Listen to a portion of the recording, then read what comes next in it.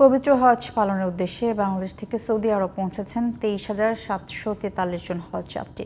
আজ 8টি ফ্লাইটে সৌদি আরব যাওয়ার কথা রয়েছে আরও 3,249 জনের। সার্বিক ব্যবস্থাপনায় খুশি হজ যাত্রীরা। আব্দুল্লাহ খান মুন্না রিপোর্ট।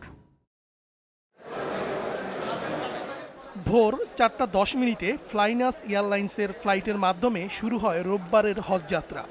বিমান বাংলাদেশের 4টি, সৌদি এয়ারলাইন্সের 3টি ও ফ্লাইনাসের 1টি ফ্লাইটের মাধ্যমে ঢাকা ছাড়ছেন হজ যাত্রীরা। সার্বিক ব্যবস্থাপনা অত্যন্ত ভালো। এবার হাজি ক্যাম্পে প্রবেশ করে দেখছি, আলহামদুলিল্লাহ অত্যন্ত খুশি। সরকারি ব্যবস্থাপনা খুবই সুন্দরভাবে ব্যবস্থাপনা করেছে এবং যে পরিমাণ মিডিয়ায় কাজ করতেছে, আমরা মিডিয়ার প্রতিও সন্তুষ্ট। আমাদের জন্য দোয়া করবেন, আমরাও যেন দেশের জন্য দোয়া করতে পারি আর কি। দোয়া করবেন ইনশাল্লাহ।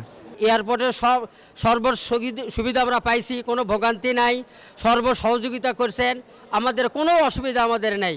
আমরা হজ করতে যাচ্ছি, ভালোই লাগছে, কোনো সমস্যা নাই, কোনো অসুবিধাও নাই।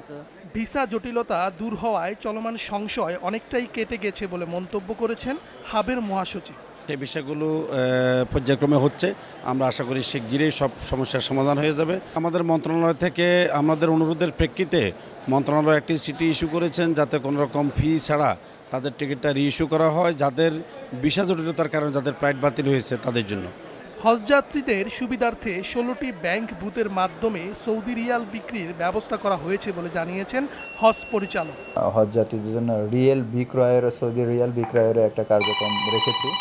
সৌদি রিয়েল বিক্রয়ের যে আমরা ব্যবস্থা রেখেছি সেটিও কিন্তু আসলে একটা সেবা ধর্মী কার্যক্রমের আওতাভুক্ত।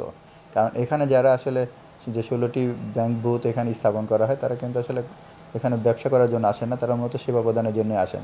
ভিসা জটিলতা দূরীকরণ এবং সরকারের বিভিন্ন কার্যকরী পদক্ষেপে সন্তোষ প্রকাশ করেছেন হজ যাত্রীরা।